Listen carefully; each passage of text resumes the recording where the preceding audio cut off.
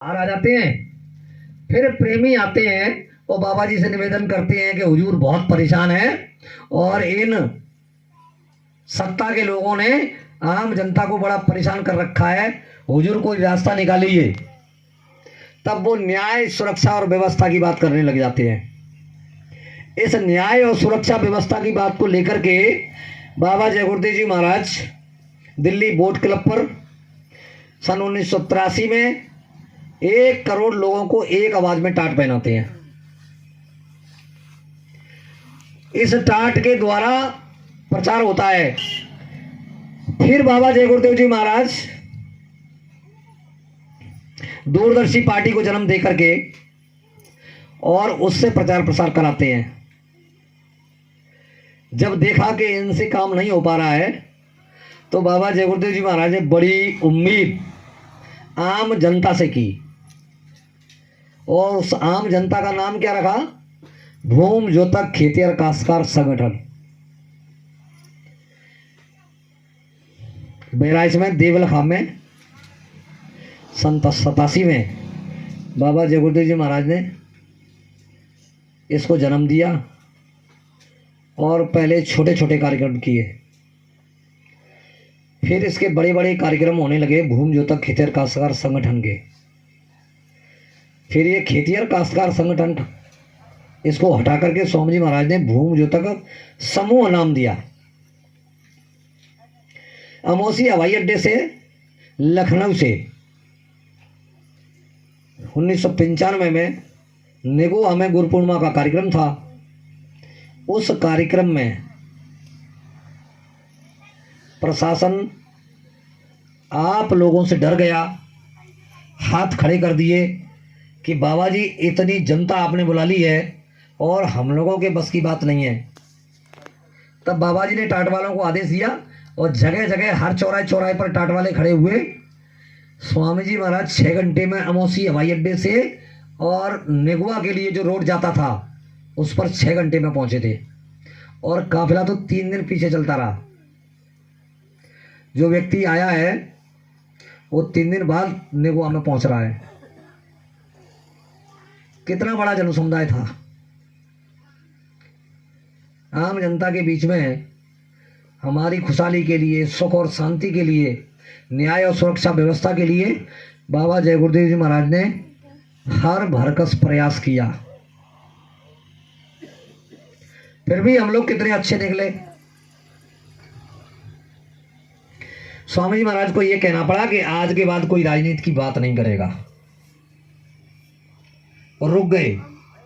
3 साल तक प्योर मथुरा आश्रम पर आध्यात्मिक कार्यक्रम होते रहे। बाबा जी कहाँ बैठने वाले। फिर कुछ समय के बाद फिर बोलने लगे, फिर दौड़ लगाने लगे, फिर जगह जगह आवाज लगाने लगे। प्रेमी भाई बहनों, 2012 का दशक आता है, होली का कार्यक्रम होता है। होली के लास्ट कार्यक्रम 10 मार्च 2012, उसमें स्वामी जी महाराज कहते हैं कि बच्चा सुमरन ध्यान भजन नित्य नियम से रोज रोज बिना नागा के करते रहना। साकार का प्रचार चलता रहेगा और गुरु पूर्णिमा कार्यक्रम जुलाई में होगा। अगर मेरा स्वास्थ्य ठीक रहा तो गुरु पूर्णिमा में खुलासा कर दूंगा। एक छोटी सी बात खुलासे की। इस खुलासे की बात को लेकर के मथुरा प्रशासन, उत्तर प्रदेश शासन और दिल्ली तक हिल गया कि बाबा जी कौन सा खुलासा करने जा रहे हैं। प्रेमी भाई बहनों, महात्माओं को बाबा जय गुरुदेव के समय में नहीं, पहले भी बहुत सताया गया है। क्या इतिहास में नहीं आता? किस महापुरुष का आता है कि दीवाल में बच्चे उनके चुन दिए गए, किसकी खाल खींच ली गई। किसको बेड़ी हथकड़ी में अंदर डाल दिया? अगर आप लोगों ने ये बाबा जय गुरुदेव जी महाराज के संदेश में सुना होगा तो जरूर मिला होगा कि महात्माओं को किस तरीके से परेशान किया गया है। हमारे अपने गुरु महाराज को भी परेशान करने में हम लोगों ने कोई कसर नहीं छोड़ी। हमारे ही आपके मध्य प्रदेश में, ये आपके होशंगाबाद जिले में पचमढ़ी पड़ती है, स्वामी जी महाराज के शरीर में इतने बड़े बड़े फफोले हुए थे, तो स्वास्थ्य लाभ लेने के लिए पचमढ़ी में गुरु महाराज पहुंचे। इनमें से कोई व्यक्ति है जो उस समय गुरु महाराज का दर्शन करने गया हो? कोई नहीं है। प्रेमी भाई बहनों, जब हमको आपको कहीं भी फोड़ा हो जाए शरीर के अंदर और उसमें से मवाद निकलने लगे, किसी डॉक्टर के पास जाएंगे और उसकी बैंडेज पट्टी करवाएंगे। जब दूसरी पट्टी करवाने जाएंगे तो पहली वाली पट्टी को डॉक्टर खोलकर और कहाँ फेंक देता है? कहाँ फेंकता है प्रेमी भाई बहनों? कचड़े में, कूड़ेदान में, कहीं भी वो फेंक देता है और नई वाली पट्टी कर देता है। और फिर कह देता है कि देखो अभी ये तुम्हारा फोड़ा ठीक नहीं हुआ है और 2 दिन के बाद के, 1 दिन के बाद के, 24 घंटे के बाद फिर तुम आना पट्टी कराने के लिए। इधर बाबा जय गुरुदेव जी महाराज के शरीर पर जो चिपकाने वाली स्वास्थ्य लाभ के लिए पट्टियां आती हैं, बाबा जय गुरुदेव जी उनको संभाल कर रखवाते हैं। और 7 बड़े बड़े बोर्ड मथुरा के अंदर लगाए गए थे, बाकायदा उन पट्टियों के ऊपर लेमिनेशन करा करके। काहे के लिए? भाई उनको तो कचरे में फेंक देना चाहिए था। और इधर स्वामी जी महाराज प्रदर्शनी लगा रहे हैं कि मेरे बच्चे आए और देखें कि आखिर हुआ क्या है। जब ये बात उठी, प्रेमियों ने आवाज उठाई कि आखिर 1 होता, 2 होता, पूरे शरीर में इस तरीके से ये फफोले। और स्वामी जी महाराज को कितनी तकलीफ में जब लोगों ने देखा तो आखिर हुआ क्या है। जब ये बात सामने आई तो धीरे धीरे करके आया कि स्वामी जी महाराज के शरीर से जहर फूटा है। आप लोगों ने भी सुना होगा ये जहर वाली बात। और जिम्मेदार लोगों ने हमारे आपके ऊपर ही थोपी। पता है क्या कहा था? देखो तुम लोगों से मना किया जाता था कि तुम गुरु महाराज के पैर मत छुओ, पैर मत छुओ। अब तुमने बार बार गुरु महाराज के चरण छू करके और ये नाखून तुमने लगा दिए पैरों में, उसके कारण स्वामी जी महाराज को जहर फूटने लग गया, जहर फैल गया शरीर में।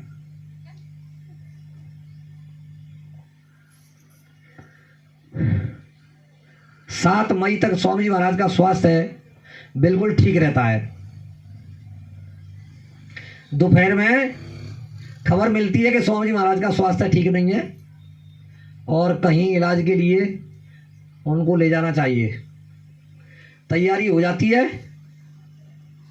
और दिल्ली ले जाने की व्यवस्था हो जाती है। गुरु पूर्णिमा का कार्यक्रम जुलाई में, और ये बोला कब था उन्होंने? 10 मार्च 2012 होली के कार्यक्रम में। मार्च, अप्रैल और मई, कितना समय मान के चलें आप? 1-1.5 महीने। और 1-1.5 महीने के बाद तो स्वामी महाराज का स्वास्थ्य खराब हो जाता है और दिल्ली हम लोग ले जाते हैं। और दिल्ली में हमारे आपके जाने पहचाने सुशील कुमार लुल्ला को कितने लोग जानते हैं? ग्वालियर वाले को। उनके समधी, उनकी बच्ची भी आई है आरवी सिंह के यहाँ दिल्ली। स्वामी जी महाराज को वहां ले जाया गया और वहां स्वामी जी महाराज 1 दिन रेस्ट करने के बाद कहते हैं कि बच्चों तुम मुझे मथुरा आश्रम पर ले चलो, मैं बिल्कुल ठीक हो जाऊंगा। ये क्या था? ये आदेश नहीं था। जब वो कह रहे हैं कि मुझे मथुरा ले चलो, मैं बिल्कुल ठीक हो जाऊंगा, तो इस आदेश की अवहेलना करते हैं जिम्मेदार लोग और कहते हैं कि हुजूर आपका स्वास्थ्य ठीक नहीं है और डॉक्टर ने कहा है कि जब तक आप बिल्कुल स्वस्थ नहीं हो जाते तब तक आपको मथुरा नहीं ले जा सकते हम लोग। और गुरु भक्ति किसको कहते हैं? इधर ये समझा रहे हैं गुरु भक्ति का पाठ। तो गुरु भक्ति कहते हैं गुरु आदेश का पालन, है ना। इस गुरु भक्ति के ऊपर एक मिसाल मैं आपके बीच रखना चाहता हूं, जो गुरु महाराज खूब सुनाया करते थे। दिल्ली में जिनके नाम से स्टेशन बना हुआ है, निजामुद्दीन औलिया करके मुसलमान फकीर हुए। उनसे एक शिष्य ने प्रश्न किया कि हुजूर, जब आप खुदा की मस्ती में आते हैं तो हजारों की भीड़ में मनचाहा वरदान दिया करते हैं, और ये हजारों की भीड़ आपके पास इकट्ठी हो जाती है, मुझे बताइए कि इनमें से नजात किसको मिलेगी। अब इसको सुनकर गुरु महाराज कहते हैं कि बच्चा, अभी इस प्रश्न का मेरे पास उत्तर नहीं है, थोड़ा रुको, फिर मैं आपको उत्तर दूंगा। 8-10 दिन 15 दिन की बहलावनी दे करके और गुरु महाराज ने एक योजना बनाई कि बच्चा, मैं कल सुबह दिल्ली शहर देखने निकलूंगा और सभी प्रेमियों को बता दो कि मेरे साथ कौन कौन चलना चाहता है। अब ये आवाज जिम्मेदार प्रेमियों के द्वारा फैला दी गई कि बाबा जी सुबह दिल्ली शहर घूमने निकलेंगे और जिस किसी को साथ चलना हो वो साथ चल सकता है। तो हजारों की भीड़ और गुरु महाराज के पीछे पीछे लग गई। वो तो सवेरे ही निकल दिए अपनी नित्य क्रिया से निवृत्त होकर के, और सवेरे ही निकल दिए। अब पीछे पीछे संगत, जिन जिन लोगों को पता चल गया बाबा जय गुरुदेव जी महाराज काफले की घोषणा कर देते थे कि फलानी फलानी तारीख में और मैं काफला लेकर निकलूंगा, जिस जिसको चलना है वो आ जाए। तो जिम्मेदार लोग हर जिले के अपनी अपनी वहां एंट्री करा देते थे। इधर हजारों की भीड़ गुरु महाराज के पीछे पीछे, और गुरु महाराज इस गली से उस गली, उस गली से उस गली। सुबह से दोपहर हो गया, नाश्ते पानी की कोई व्यवस्था नहीं है, और दोपहर से शाम होने को जा रही है, खाने पीने की कोई व्यवस्था नहीं है। और जैसे ही अंधेरा होने को होता है तो किसी वेश्याओं के मोहल्ले में जाकर के और जो प्रेमी साथ थे उनको कहा कि देखो बच्चा, ये एक लाइन है और इस लाइन से न तो कोई आगे आएगा और न कोई पीछे जाएगा जब तक मैं यहां ना आ जाऊं। इतना आदेश देकर और चले गए। वेश्या को आवाज लगाई कि घर में कोई है, तो उन्होंने कहा हाँ बताइए क्या काम है। अरे हमको कोई चीज मंगानी है। तुम्हारा कोई नौकर, कोई घर का सदस्य? तो उन्होंने कहा कि हाँ हुजूर, आप इधर कैसे, आपका आना कैसे हुआ? कि ये मैं बाद में बताऊंगा, पहले बैठने की व्यवस्था करो। तो बाबा जी के लिए तख्त लग गया। बाबा जी तख्त पर बैठ गए और उनका नौकर आया। बाबा जी ने अंटी में से 100 रुपए निकाले और कहा कि बच्चा एक काम करो, ये पैसे लेकर जाओ, एक शराब की बोतल ले आओ। अब वो हाथ में ही पैसे लेकर के और नौकर जाता है। तो प्रेमी पूछते हैं कि भैया तुम कौन हो? कि मैं वेश्या का नौकर हूं। कि कहां जा रहे हो? कि अभी जो बाबा जी गए ना अंदर, इन बाबा जी ने मुझे ये रुपए दिए 100 और शराब की बोतल मंगाई है। बस बंदा तो उधर शराब की बोतल लेने के लिए चला जाता है और इधर कानों कान घुसर पुसर होना शुरू हो जाती है। देखो मैं तुमसे पहले ही कहता था, ये साधु इसी तरीके के होते हैं।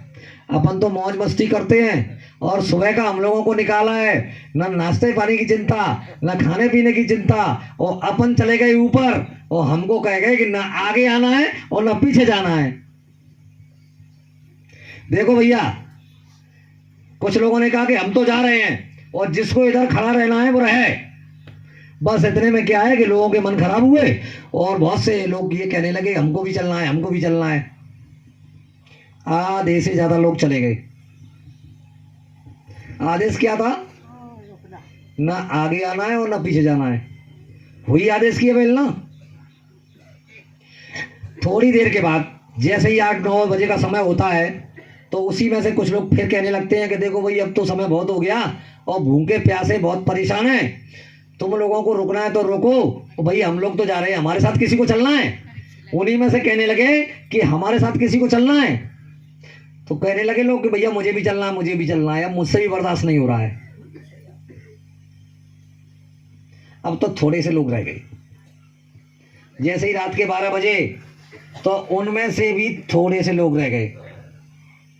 सुबह के 4 बजे तो कुछ लोगों ने कहा कि भाई अपनी आंखों से भी कुछ देखना चाहिए, किसी के कहने पर ऐसे कैसे विश्वास कर लिया जाए।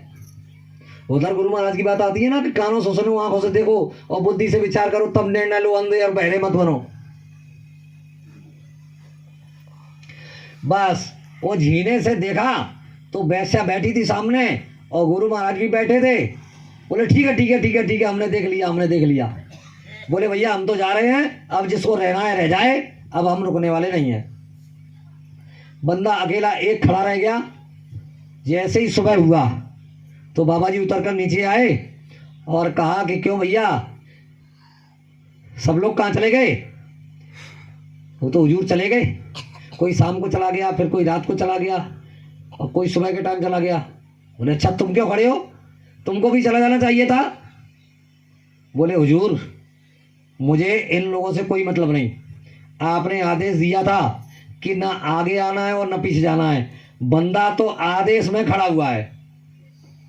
प्रेमी भाई बहनों, इस बात को सुनकर जब भक्त की आदेश के पालन वाली बात आ जाती है तो गुरु का हृदय मक्खन की तरह होता है, पिघलने लगता है।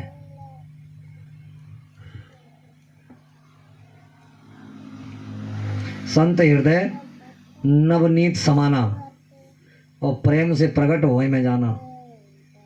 संतों का हृदय मक्खन की तरह होता है। गुरु महाराज ने दया कर दी कि बच्चा मैं अब तुम्हारे प्रश्न का जवाब देता हूँ कि तुमने एक दिन मुझसे पूछा था कि वो नजात और मुक्ति किसको मिलेगी, तो बच्चा वो तुमको मिलेगी। मैं तुम्हारी इस दृढ़ गुरु भक्ति पर खुश हूँ और तू आ मेरे गले से लग जा। बस गले से लगाया।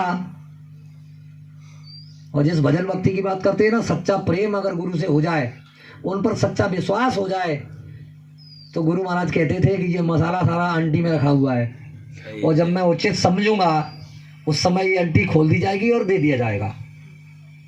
आप तो बस आदेश के पालन में लगे रहिए। तो हमारे गुरु महाराज ने, जिनकी प्रतिमा आपके सामने है, साक्षात मंच पर विराजमान है, ये ऐसा नहीं है कि इसमें नहीं है, ये शरीर की आँखें इन्हें नहीं देख सकती। इनको देखने के लिए भौतिक दृष्टि से जिस शरीर में बाबा जय गुरुदेव जी महाराज मथुरा में, उस शरीर को इन्हीं शरीर की आंखों से हमने आपने देखा। लेकिन अगर इनके विराट स्वरूप को, तेजस्वी स्वरूप को, नूरानी स्वरूप को देखना चाहते हो तो उसके लिए अंतर में मेहनत करना पड़ेगी। और जहाँ गुरु का दर्शन होता है उस जगह को अंतर में प्राप्त करना होगा। और ये बिना आदेश के पालन में कतई संभव नहीं है। अगर आदेश का पालन ठीक से नहीं होगा तो कुछ भी हासिल नहीं कर सकते। और हमारे यहाँ तो बहुत कुछ हो गया, बहुत कुछ हो गया। स्वामी जी महाराज ने समय समय पर बड़ी बड़ी चेतावनी दी। मैं सतयुग की बात करूंगा। सतयुग लाने के लिए स्वामी जी महाराज ने 3 यज्ञ किए, अधिकांश लोग जानते हैं। और चौथे यज्ञ की बात वो बराबर करते रहे। वो ये कहते रहे कि जब समय आएगा तब चौथा यज्ञ किया जाएगा। और उसमें चौथे यज्ञ के लिए 10 महीने पहले उसका प्रचार होगा और 3 दिन पहले 72 घंटे का स्टेटमेंट है स्वामी जी महाराज का कि 72 घंटे पहले ये बताऊंगा कि सतयुग कब, किस घड़ी पल में, किस तारीख में आएगा। तो ये चीज यानी कोई छुपने वाली है? अरे कुछ समय के लिए सच्चाई को दबाया जा सकता है, लेकिन प्रेम भाई बहनों छुपाया नहीं जा सकता। स्वामी जी महाराज ये छठनी की बात तो उन्होंने बराबर की। और जिस परिवर्तन की बात कि मैंने जो पेड़ लगाया है उसका फल खिला के और खा के जाऊंगा, जरूरत पड़ी 2012 का जो काफिला किया था, तो दक्षिण भारत में ये एक जगह है नंदुरबार जिले में, उस कुटिया पे लोग जाते हैं, बालंबा। वहां से स्वामी जी महाराज ने ये कहना शुरू किया कि जरूरत पड़ी तो 400 वर्ष तक रहूंगा, जरूरत पड़ी तो 400 वर्ष तक रहूंगा, जरूरत पड़ी तो 400 वर्ष तक रहूंगा। क्यों कहा था उन्होंने? क्या वो इस बात को जानते नहीं थे? छटनी के दौर की बात तुम लोगों के सामने कही स्वामी जी महाराज ने कि महापुरुष जब जीवों को इकट्ठा करते हैं तो सीधा डमरू बजाते हैं, और जब छटनी करते हैं तो क्या करते हैं? उल्टा। छटनी करते हैं तो उल्टा डमरू बजाते हैं। और प्रेमी भाई बहनों, 18 मई 2012 को उल्टा डमरू ही बजा और उसी में से छटनी होना शुरू हुई। गुरु महाराज की भविष्यवाणी याद करें कि परिवर्तन से पहले सब लोगों के धीरज के बांध टूट जाएंगे। परिवर्तन हुआ नहीं। तब तक बाबा जय गुरुदेव जी महाराज ने सब लोगों को रुला दिया कि ये क्या हो गया। आपको मालूम है किताबों में भी आता है, खूब पढ़ेंगे तो मिलेगा।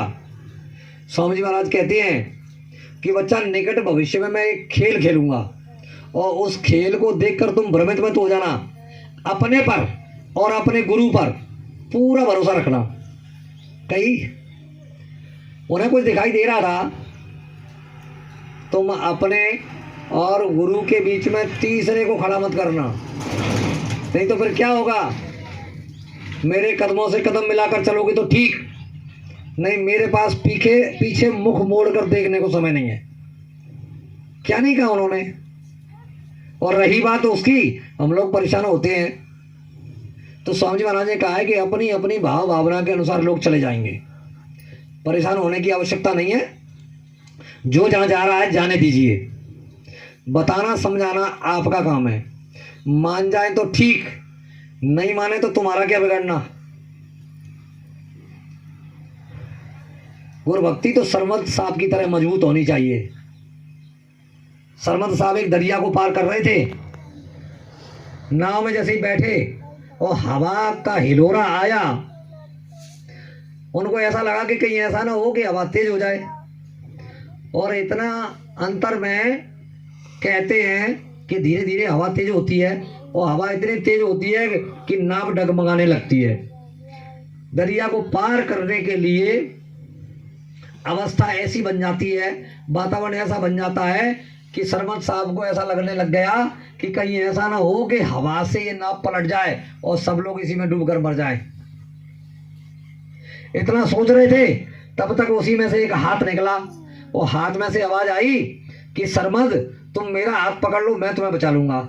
सरमद ने कहा कि बच्चा तुम कौन हो? तो कहने लगे कि देखो मैं ईश्वर हूं, खुदा, गॉड, भगवान। तो सरमद कहते हैं कि देखो मैंने न तो खुदा को देखा है, न ईश्वर को देखा है, न भगवान को देखा है, ऐसे मैं तुम्हें अपना हाथ नहीं पकड़ा सकता। अगर मेरे गुरु महाराज को यही मंजूर होगा कि सरमद आज इसी में डूब करके मरेगा तो मैं मरना पसंद करूंगा, लेकिन अपना हाथ किसी और को पकड़ाना पसंद नहीं करूंगा। बताइए कितनी बड़ी गुरुभक्ति है उसकी, सराहनीय गुरुभक्ति है सरमद साहब की। थोड़ी देर के बाद हवा और तेज होती है, नाव और डगमगाने लगती है, आधार में पहुंच जाती है, बीच में पहुंच जाती है। तो क्या होता है, एक हाथ फिर से निकलता है। उस हाथ में से आवाज आती है कि सरमद तुम मेरा हाथ पकड़ लो, मैं तुम्हें बचा लूंगा। कि तुम कौन हो? कि मैं तुम्हारे गुरु का गुरु हूं। अब सरमद कहते हैं कि देखो आज हम आप गुरु के गुरु की ये जो पुण्य तिथि है उसको मना रहे हैं, बड़ी श्रद्धा के साथ मना रहे हैं, बड़े भाव के साथ मना रहे हैं। जो भी व्यवस्था है प्रेमियों की खिलाने पिलाने की, तो उस काम को भी कर रहे हैं। लेकिन इधर देखिए सरमद साहब क्या संदेशा दे रहे हैं। जब आवाज आई हाथ में से तो उन्होंने पूछा कि तुम कौन हो? कि मैं तुम्हारे गुरु का गुरु। तो साफ इनकार कर दिया। आपका सम्मान है, लेकिन मैं अपना हाथ आपको नहीं पकड़ा सकता। मैंने आपको देखा नहीं और मैं आपको जानता नहीं। अगर मेरे गुरु को यही मंजूर है कि सरमद आज इसी में डूब करके मरेगा तो मैं मरना पसंद करूंगा, लेकिन अपना हाथ किसी और को पकड़ना पसंद नहीं करूंगा। धन्य है वो सरमद साहब और धन्य है उनकी गुरुभक्ति। प्रेमी भाई बहनों, इतने में क्या है कि हवा और तेज होती है और सरपंच साहब आंखें बंद करके और नाव के अंदर बैठ रहे हैं और बस थोड़ी ही देर में नाव किनारे लग जाती है और जैसे ही आंखें खोलते हैं तो गुरु महाराज सामने दिखाई देते हैं। हुजूर, आपने कितना लेट कर दिया। बोले, बच्चा क्या मैं ऐसा होने देता? वो तो मैं तुम्हारी परीक्षा ले रहा था कि सरमत तुम्हें मेरे ऊपर कितना भरोसा है। और बस वो कहावत में कहते हैं नहीं कि न जाने कौन से गुण पर दयानिधि रिझ जाते हैं। इनको रिझाने का प्रेम ही एक जरिया है, विश्वास ही एक जरिया है और आदेश का पालन ही एक जरिया है जिसको गुरु भक्ति कहते हैं। प्रेमी भाई बहनों, बाबा जय गुरुदेव जी महाराज सब कुछ देने को तैयार है, लेकिन हमें भरोसा और विश्वास तो होना चाहिए। हमारा विश्वास ही अगर डगमगा गया तो हम क्या प्राप्त कर सकते हैं। और जिन जिम्मेदार लोगों की अगर बात करें तो प्रेमी भाई बहनों बहुत नजदीक रहे। गुरु महाराज ने इन जिम्मेदार लोगों को समझने का और देखने का मौका दिया।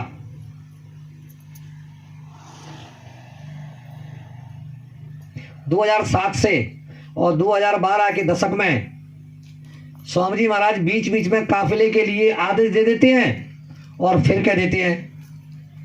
जब पूरी तैयारी हो जाती है और फिर स्वामी महाराज से कहा जाता है कि हुजूर, वो आपने काफिले के लिए कहा था और गाड़ी वाड़ी सब तैयार है, सारी व्यवस्था हो चुकी है, बताइए कहाँ चलना है। अरे बच्चा, मैंने कब कहा था आदेश की? मैंने कब आदेश दिया था कि हुजूर आपने आदेश तो दिया था, आदेश दिया था। अरे बोले अभी नहीं जाना, अभी मेरा स्वास्थ्य ठीक नहीं है। फिर थोड़े दिन की बहलावनी दे करके फिर बीच बीच में स्वामी जी महाराज कह देते हैं कि बच्चा वो काफिला ले जाना है और वो काफिले की तैयारी करो। फिर कुछ दिन के बाद फिर स्वामी जी महाराज से कहा जाता है कि हुजूर वो आपने आदेश दिया था काफिले के लिए। अरे बोले बच्चा, मैंने कब दिया था? अब पता है जो जिम्मेदार लोग थे उनके मन में ये आने लग जाता है कि अब स्वामी जी महाराज पूर्णतः वृद्ध हो गए हैं। अब ये कहते कुछ है करते कुछ है, इनकी समझ में ठीक से आता नहीं है। अब तो हमको ही सब संभालना पड़ेगा, इसलिए इनको साइड में करो और व्यवस्था अपने हैंड ओवर करो। प्रेमी भाई बहनों, व्यवस्था अपनी अपनी में लग जाते हैं और संगत के अंदर गुट बन जाते हैं। स्वामी जी महाराज के सामने की बात कर रहा हूं मैं। स्वामी जी महाराज के समय में आज तो कुछ कहा ही नहीं जा सकता, आज जो कुछ भी है बहुत ठीक है। जिन लोगों को स्वामी जी महाराज के बहुत नजदीक रहने का परम सौभाग्य प्राप्त हुआ, आपने चरण छूने में कभी कभार गुरु महाराज की मौज हो गई होगी तो शरीर से स्पर्श हो गया होगा, और जिसने शरीर की मालिश की हो वो कितना बड़ा सौभाग्यशाली है। और अगर वो ये कह दे कि देखो भाई अब जो होना था हो गया, अब तो तुम एक काम करो, वो फलाने व्यक्ति इस समय सत्संग सुना रहे हैं, गुरु मंत्र दे रहे हैं, अब तुम्हें उनके पास जाना चाहिए, वही समय के वक्त गुरु हैं। तो प्रेम भाई बहनों, ये उस व्यक्ति को शोभा देता है जिस व्यक्ति ने शुरू गुरु महाराज के शरीर की मालिश की हो।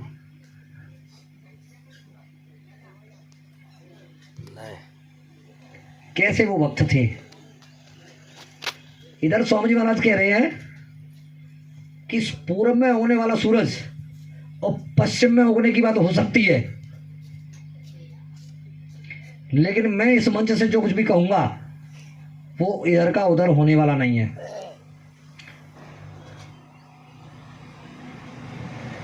सतयुग आएगा और जरूर आएगा। कितनी ये मजबूत बातें हैं। मैं इस मंच से जो कुछ भी कहूंगा वो मिथ्या नहीं होगा, वो झूठा नहीं होगा। तुम अपनी अपनी डायरियों में नोट कर लो, मेरी कुछ भविष्यवाणियां सत्य सिद्ध हो चुकी हैं और थोड़ी सी रह गई हैं। जब वो सत्य सिद्ध हो जाए तब तुम राइट लगा देना। इस तरह का प्रमाण गोस्वामी जी महाराज ने त्रेता के समय में और उस समय दिया था। कितनी बड़ी मिसाल दी, हालांकि ऐसा होता नहीं है, फिर भी मिसाल देखिए, उनका भरोसा और विश्वास देखिए। बार मथे घर तक होए बरो। मैं इन माताओं बहनों से पूछना चाहता हूं, बारी कहते हैं पानी, पानी के मथने से घी निकल आएगा? क्यों बहन जी, निकल आएगा पानी के मथने से घी? नहीं। बारी मथे घर तक होए बरो और सिकता ते बर तेल, यानी रेत जो पड़ा है सामने, इसको अगर कोलू में पेरा जाए तो रेत वो निकल आएगा तेल? नहीं। फिर भी गोस्वामी जी कह रहे हैं कि ये हो सकता है, आप मान लीजिए।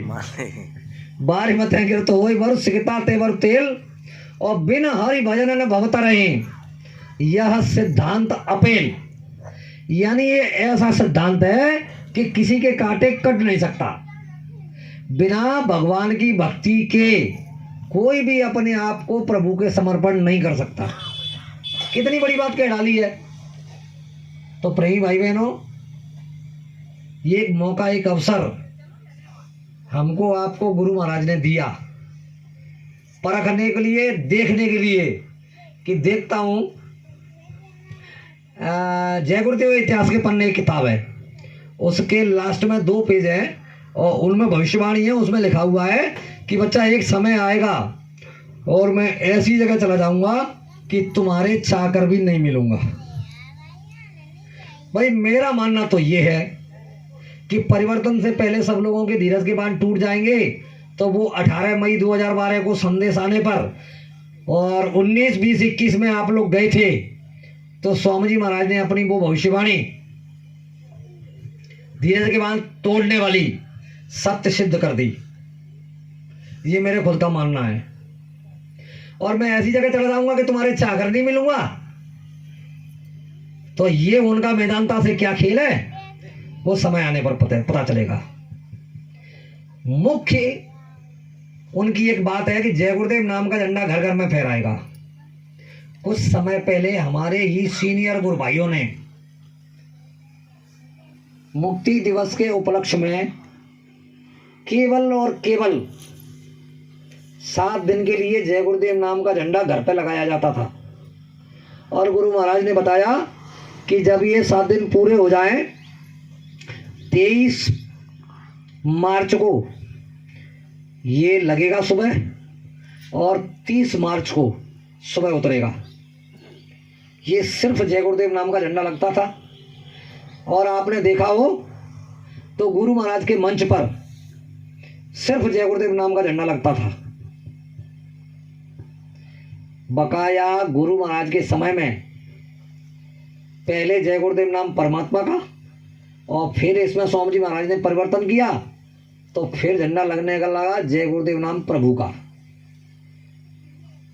भी कुछ समय पहले कुछ लोगों ने इस भविष्यवाणी को सत्य सिद्ध करना चाहा। जय गुरुदेव, जय गुरुदेव नाम के झंडे जहां जहां प्रेमी थे उनके घरों में पहुंचाए गए कि तुम अपने गांव में लगा देना। अब प्रेमी भाई बहनों, बाबा जय गुरुदेव जी महाराज का एक स्टेटमेंट है कि जय गुरुदेव नाम से आप कोई भी दुकान नहीं चलाएंगे। आपने पर्चे छपवाए,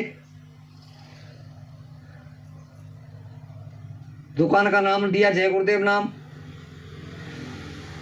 कोई मिठाई की ही दुकान खोली गई और डिब्बों पर जय गुरुदेव मिष्ठान भंडार। अब वो डिब्बा मिठाई खा करके वो संभाल करके रखेगा डिब्बे को या फेंक देगा कहीं? फेंक देगा। भाई उसे तुम्हारे डिब्बे से मतलब नहीं है, उसे तो केवल मिठाई से मतलब है।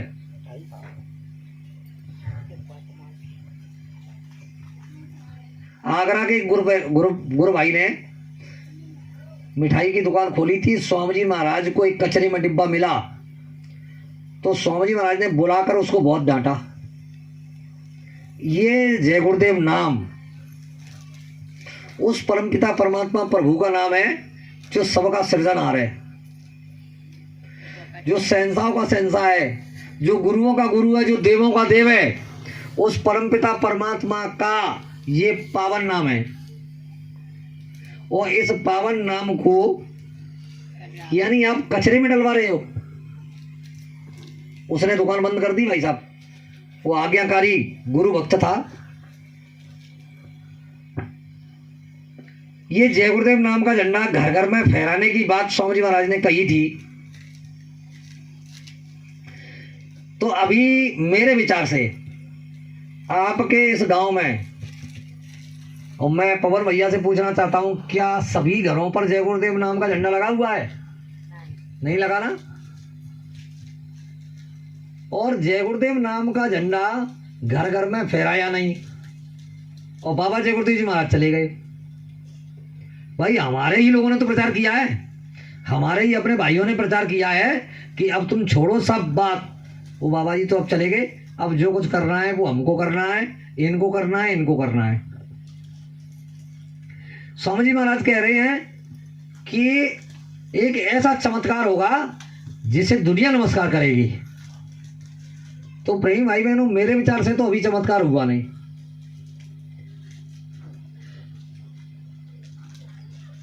तीन यज्ञ स्वामी जी महाराज ने किए, चौथे यज्ञ की बात वो बराबर करते रहे, मंच से कहते थे। जितने भी जिम्मेदार लोग हैं, सभी जिम्मेदार लोगों को राष्ट्रीय वक्ता, नेशनल वक्ता होने का ये प्राप्त हुआ सौभाग्य। और ये सब लोग कहते थे कि यही है तारणहार, यही है पालनहार, यही है कुल मालिक पुरंधरी, और इनके ही द्वारा परिवर्तन होगा। और जितनी भी जीवात्मा इस भूमंडल पर हैं, ये ऐसा जहाज लेकर के आए हैं कि सारे भूमंडल की जीवात्मा इस जहाज में बैठ जाएं और तब भी सीटें खाली रहेंगी। और प्रेम भाई बहनों, अभी क्या मैसेज मिल रहा है, अभी क्या संदेश मिल रहा है? यानी गुरु महाराज की बात को नकारा जा रहा है। इन लोगों ने जितना सुना, भाई हमारा मानना ये है कि इससे तो भरत बहुत अच्छा था। भरत की मां ने